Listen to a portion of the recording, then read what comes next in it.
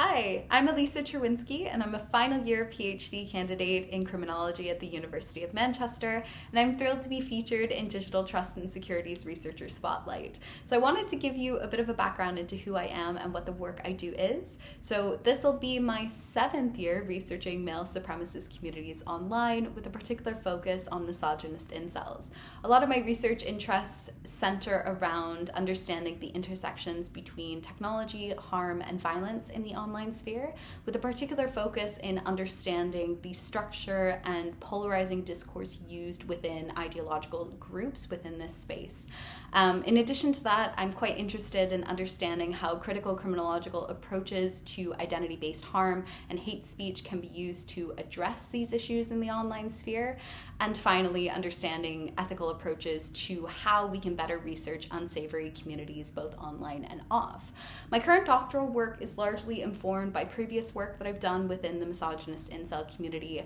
and I'm specifically looking into the stories and personal narratives of users across 3 spaces for self-identified incels, the first of which is the community's main misogynist forum, and the 2 others are support-focused subreddits, one that is currently active and one that is archival in nature. I'm using a blend of ethnographic immersion and observation with mediated narrative analysis to understand how users' stories can allow us to trace the narratives within their posts about entering into the community, participating in online spaces that are affiliated with the wider incelosphere, and how they've come about exiting or trying to exit community spaces. Some of the projects or breakthroughs that I've been working on as of late, I think one of the more interesting findings that I've found so far is that when we think of misogynist incels, we often have this direct link to romantic rejection because that's sort of at the root of involuntary celibacy, right? What I found when I was coding entry stories and exit stories is that there are varied experiences of harm beyond romantic rejection, including social exclusion, victimization, and mistreatment from others in their lives that haven't really been addressed in the current literature.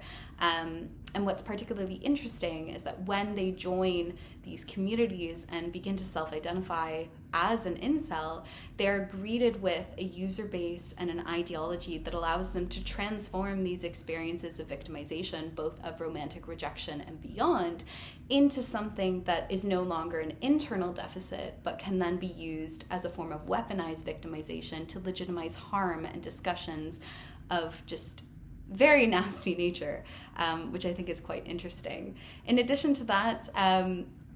I'm looking into a variety of other sort of tangential projects that have stemmed from my PhD, including looking into the use of more informal counter and alternative narrative strategies by non-incel users within support-focused spaces to support users who are motivated to exit these communities. And I've also got a side project looking into critical empathy as a feminist framework for understanding male supremacist communities more generally.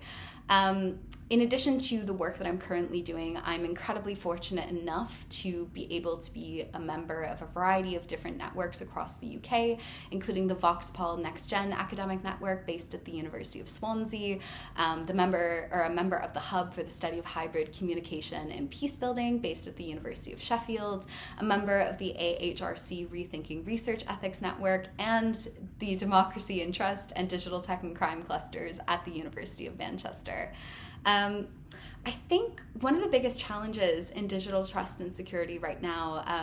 both that I've seen from my colleagues and also tangentially being an internet researcher, is the sheer prevalence of mis and disinformation in the online sphere that's contributing to a variety of different polarizing attitudes and sort of mini echo chambers across platforms. I think it's incredibly difficult to participate in the online space, both as a researcher but also as somebody who just exists online, given the wealth of disinformation out there. And I think that that's something that is impacting research, but also our ability to connect to other people in this space. And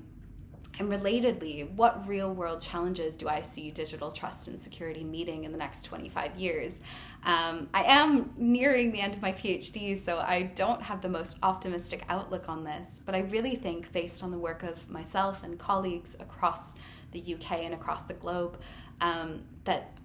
this space is definitely making important strides forward in addressing the harm that is done within the online sphere and online harms more generally, but also in helping to quell the spread of mis and disinformation. I hope that I can look back at this video in,